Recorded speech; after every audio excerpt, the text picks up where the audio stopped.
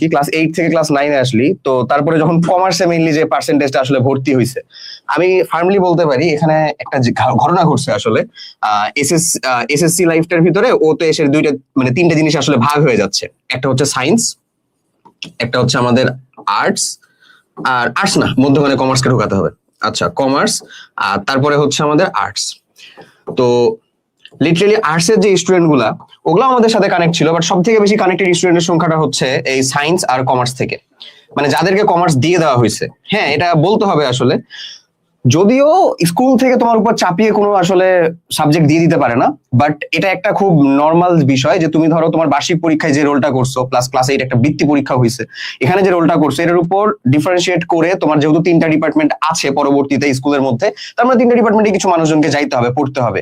এবং খুব সত্য কথা হচ্ছে একটা সংখ্যক, মানে বিশাল সংখ্যক একটা মানুষ কমার্সে আসলে কাইন্ড অফ জোর করে চলে আসছো। হ্যাঁ, যারা এখন পর্যন্ত অলরেডি একটা মাস গন, আমি জানি তোমার বার্ষিক পরীক্ষার পরে যে অ্যানুয়াল ফাংশন টাংশন হয়, হ্যান ত্যান, ওগুলা নিয়ে পুরো একটা মাস তুমি পার করছো। পরবর্তীতে ফেব্রুয়ারির ভিতরে আবার ভাষা আন্দোলনের দিন আছে, 21শে ফেব্রুয়ারি আছে, এগুলা নিয়ে প্রোগ্রাম আছে, এগুলা নিয়েও তোমার স্কুলের সময় যাচ্ছে। বাট ধীপ করে কিন্তু তোমার হচ্ছে যে পরবর্তী পরীক্ষার সময়টাও দিয়ে দিবে, পরীক্ষার রুটিনটা দিয়ে দিবে। আমার কথা হচ্ছে যারা এখন পর্যন্ত এই জিনিসটাকে অ্যাকসেপ্ট করতে পারছো না ভাইয়া, আমি তাদের নিয়ে আসলে কথা বলতে চাই। অ্যাকসেপ্ট দ্রুত করা শিখে ফেলো।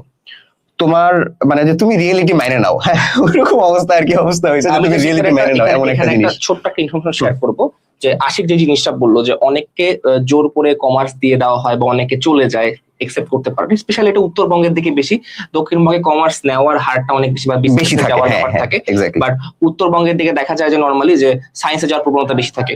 আমার যতটুকু মনে আছে, আনাস ভাইয়ের সময় 7-8 জন বলছিল, আমি যখন জেলা স্কুলে পড়ছিলাম, আমার মনে আছে আমার একটা মাত্র ফ্রেন্ড, আমি নাম নিচ্ছি না, ঠিক আছে, বা নাম নিলেও সমস্যা নেই, সে শুধুমাত্র কমার্সে নিজে থেকে আর কি গিয়েছিল, বাধ্য করে নিজে থেকে গিয়েছিল।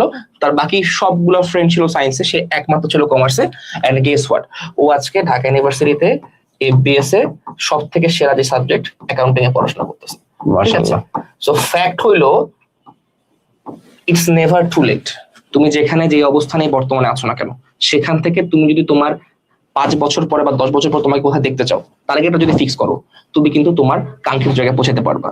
সো আমরা তখন বলতাম যে না, আমার ওই ফ্রেন্ডটা বেসিক্যালি যে গেল, যে ওই কমার্স কেন পিক করলো, তুই সায়েন্স পিক করতে পারতিস বা যে কোনো কিছু হতে পারতো, ঠিক আছে, বাট ওর গোল ছিল ঢাকা ইউনিভার্সিটির অ্যাকাউন্টিং এ পড়বে।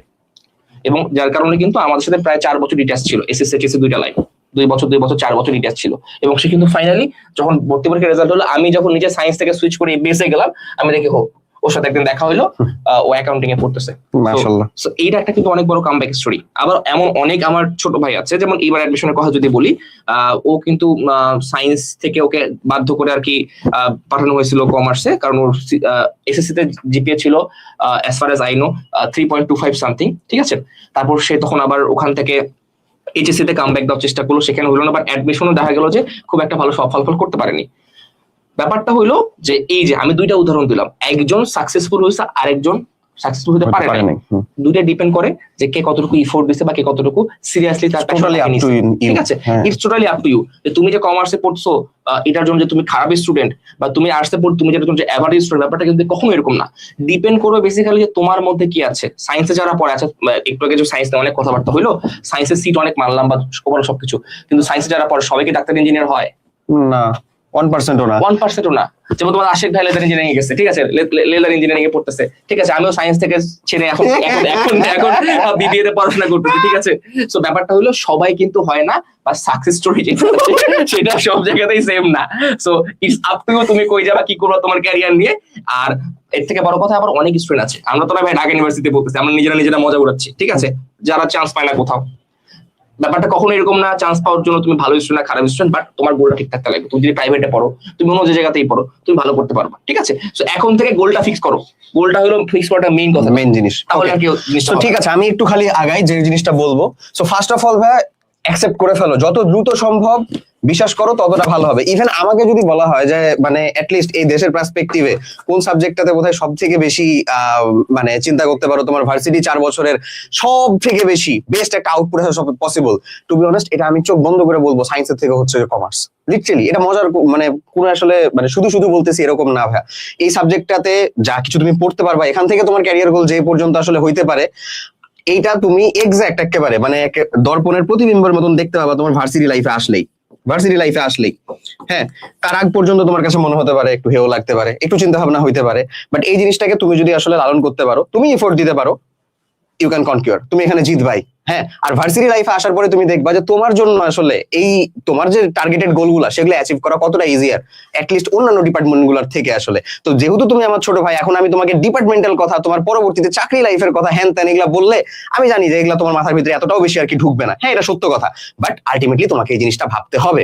আর একেবারে যদি মানে কি বলবো, আমার নিজের সিবলিং হইতো, আমার কাছে এবারে নিজের হাতে তৈরি করা হইতো, তাহলে তাকে কুকুরের মতন মেরে হইলেও সে যদি কমার্স পড়ে, তা আমি তাকে হচ্ছে যে ওই জিনিসটাকে অ্যাকসেপ্ট করা, এক্সাক্ট কি কিভাবে পড়তে হবে, কোন কোন জিনিসের ভিতরে যাইতে হবে, মানে লেটস সে মানে কমার্সের ভিতরে ধরো কিছু সাবজেক্ট, অ্যাকাউন্টিং, ম্যানেজমেন্ট, তারপরে হচ্ছে ফাইন্যান্স, এই সকল সাবজেক্টের বিষয়ে হয়তো আমার একটু চিন্তা ভাবনা বা জ্ঞান কম থাকতে পারে, আছেও, যেটা আসলে সত্য কথা। বাট জিনিসটা হচ্ছে তার যে বাকি যে সকল মানে নন ডিপার্টমেন্টাল যে সাবজেক্ট গুলো রয়েছে, বাংলা, ইংরেজি, as well as general science থেকে পড়তে হবে, এর সাথে সাথে আবার জেনারেল ম্যাথ থেকে পড়তে হবে। তো এই জেনারেল ম্যাথ পড়ার জন্য তোমাদের সোহান ভাইয়া যে ক্লাসগুলো নিছে, মোর দেন না সোহান ভাইয়াদের ক্লাস, মানে এগুলা কিন্তু লিটারালি আমাদের সায়েন্সের স্টুডেন্টদেরকে যে ক্লাসগুলোকে করানো হয়, যে ক্লাসগুলো পড়ানো হয়, এক্সাক্ট তুমি সেই ক্লাসগুলাই কমপ্লিট করতে পারবা আমাদের এই কমপ্লিট বিজনেস একাডেমিক প্রোগ্রামের মধ্যে, ঠিক আছে? অ্যাজ ওয়েল অ্যাজ তোমার যে সায়েন্সের ক্লাসগুলো, সায়েন্সের ক্লাসের ভিতরে 3টা চ্যাপ্টার থাকে হচ্ছে কেমিস্ট্রি, রসায়নের, ওই 3টা চ্যাপ্টারের ভিতরে ইনশাআল্লাহ তুমি আমাকে দেখতে পাবা যে আমি তোমাদের এসে এই জিনিসগুলোকে পড়াই দিচ্ছি।